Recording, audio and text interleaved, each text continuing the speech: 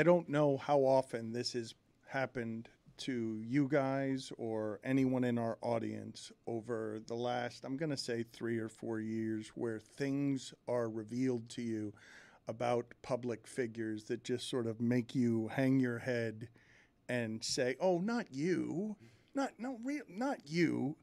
Phil Jackson, this weekend on the podcast of Rick Rubin, says, quote, of the bubble experience, the pandemic experience, and all of the messages on the court at a time the NBA was protesting a police officer being on the neck of George Floyd for 8 minutes until he was killed. Phil Jackson, a hippie from the 60s, who benefited greatly from having Michael Jordan, Shaq, and Kobe, and then when left to his own devices, you saw him ruin the Knicks because he wanted to do the job lazy, thought he could be Pat Riley part-time, just hanging around because he's Phil Jackson, says, quote, it was trying to cater to an audience or trying to bring a certain audience to the game. They didn't know it was turning other people off. People want to see sports as non-political. Politics stays out of the game. It doesn't need to be there. He's not wrong. Focus groups do show that, but he says that he stopped watching after the bubble. And I'm like, so the entire game, the sport changes from how you used to play it to something else, and you're the old man who tells me as the basketball legend that the slogans bothered you so much that you can no longer consume the game. And I was just like, come on, man. Like, you benefited so much from the game. How could you be that as an old person when you're the intellectual guy who's handing out books in the locker room to Steve Kerr? You read books is my disappointment there. You read books to completion and allegedly enjoy them, Phil Jackson, and you come out. And he does give away the game because there's a valid argument that says you lost audience because of the way the bubble unfolded. And that is objectively true. But he says, but it's about me specifically, and I didn't like the slogans because, Dan, like, there's a huge confounding variable when we talk about the NBA and ratings and the bubble. And I feel like it's this fascinating, unprecedented experiment that we've run to isolate the true variable here, the confounding variable here that explains why audience went away. And we don't make nearly enough of a deal about it. And that confounding variable is the fact that there weren't fans there. Like, a confounding variable, it's like the thing where, you know, geez, when people eat a lot of ice cream, they get sunburns.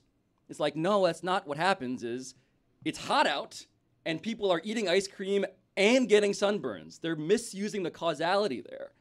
The NBA did a thing where we took fans out of the building, and we all hated it. And everyone said, well, look at those slogans. You say that we all hated it. All I did was watch it and be like, holy shit, this is the best basketball I've ever seen in my life. These people are playing at a skill level I've never seen, and Phil Jackson is sitting it out because someone's got justice on the back of their jersey. Yeah, you did also see education reform passing to justice, which it was a moment in time.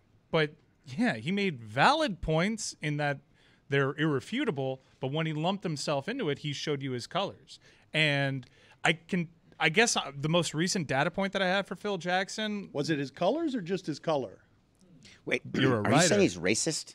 Well, the most recent data point that I have on him is the last time he stepped into it, which was the posse scandal. Yep, with LeBron. I think he doesn't know his blind spots is what I think. I don't tend to just call people racist, but these are the kinds of things that have an undercurrent of racism. He was in irked them. by such terms as equality. Did you listen to it? I did not. So I don't want to make a big thing of this, but I did. And here's why I want to say it, because my initial reaction, my relationship with Phil Jackson is different, because to me, he's not the Bulls coach or the Lakers coach. He's the Knicks player, number 18, who won championships, right? He's my guy. And during a political time, though, was he not? He's very liberal. But he was actively political when he was playing with Bill Bradley, was Actively. he not? I will point out that liberal does not mean you are not racist, but proceed. Yeah. Thank you. And also, Donald Trump was a liberal. Okay. Scratch that. Fine. Listening to it, what he was saying as a grumpy old man is that he didn't like the idea that we had these slogans on the court, on the jerseys without the names, and that his grandchildren were referring to these players by the equal opportunity or choose love or whatever was on the back of the jersey. And what I think, if you ask Phil Jackson to clarify, what he would say is, that wasn't well done. I want my grandkids to understand what equality is. I want them to understand what is meaningful, and slapping slogans on. The NFL did the same thing, by the way, on the back of their helmet, in the end zones. Has that changed our world or our country? Has it moved the needle one bit? I mean, in racial or Tennessee social outlawed equality? slavery. So, job well done, Roger. Well, there you go. So I It stand ended. corrected. We ended racism. That Yeah, means we it's did. done. No, But- that was slavery, not But racism. Phil hasn't watched since the bubble. That, to me, was an indictment on the quality of the game. So I'm going to be old for a minute and tell you what makes me crazy is when there's a 3-on-1 and you go out to the guy for the three-point That's shot. a smart play, actually. To what? Hit the 3. 3 beats 2 every time, David. It's math. When you shoot 38% from 3. Yeah, but a 3-on-1 though. Versus David, 85% the to game get a 2. changed long before the bubble.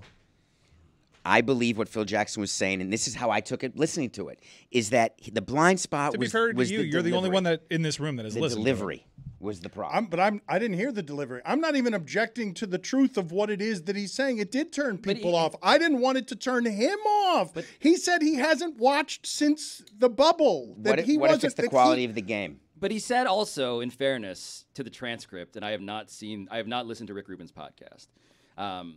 Quote, politics stays out of the game. It doesn't need to be there.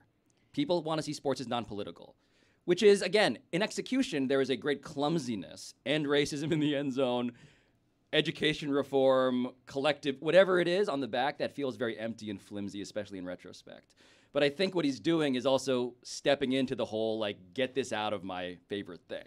You came from a place that had the exact same view, and you left for freedom because you didn't want to be subjected to a corporation telling you what you could or could not talk about because they didn't want to mix politics and sports. What right? an unmanicured pairing that podcast provided. A lot of white hairs everywhere. Just unruly. Coarse. I would describe this discourse and the general aesthetic as coarse. At the time, the NBA was a huge part of what was going on politically, though. So, like, to act like you were just randomly seeing slogans is not really the reality of what the storylines were at the time. The Bucks were a huge part of what was going on in our actual political discourse. And if you've got a big problem with, like, oh, it's just saying, you know, end racism on the back of the jersey, or, you know, some other saying choose love, well, then how about you talk to your grandchildren about what that actually means? If you care to have them learn and you're saying, oh, they just see something on the back of a jersey, have a freaking conversation. David, that was collectively bargained in order to get the athletes to get the money for the business. They weren't going to play. That was it. So that's the whole point. I agree with you. That's why Okay, it but happened. the choice was, but Phil Jackson is telling you, I would have preferred they not play. And if they are going to play, I'm not going to watch it because they are only playing because they're saying we must speak out about what it is that's happened as black leaders, as cultural influencers. It was important to them. There was, whether it was Kyrie Irving or Giannis Antetokounmpo, they were very close to not even participating in the bubble. Is it more important now, less important now, or the same? How would you describe the progress that we've had since the bubble? I mean, there hasn't felt like there's been much. I think Phil has to look in himself and also be accountable, like Jeremy says. Use that as an opportunity to teach your kids about what's happening in America. Why they got that on the back of their jersey? Oh, let me sit you down and tell you about a little thing called George Floyd. Let me tell you how this happened, and give them the information instead of shying away and Turning off the television. Yes, you dig, yes, sir. It also is just clear to me that maybe Phil just doesn't like basketball that much. That's what it is to me. But that's exactly I- how I took yeah, it. but he picked a terrible rationalization for him just wanting to do peyote. Well, and this is another frustration, is that, like, Phil, you should be like, yes, you should be making the sport more fun and interesting and offbeat. And instead, he gets to, and I'll use the word privilege here, not in any sort of really loaded way, but truly in the advantage of, like, branding of, like, I just don't like sports that much, but because I'm objecting to politics, it feels like I actually love sports more than you. And that's an insane double standard that has run through the entire discourse since 2020. And if this were the first time he stepped into it, I think people would afford him the ability to talk around it. He's a bit of a recluse now, right? I was surprised that he did this podcast.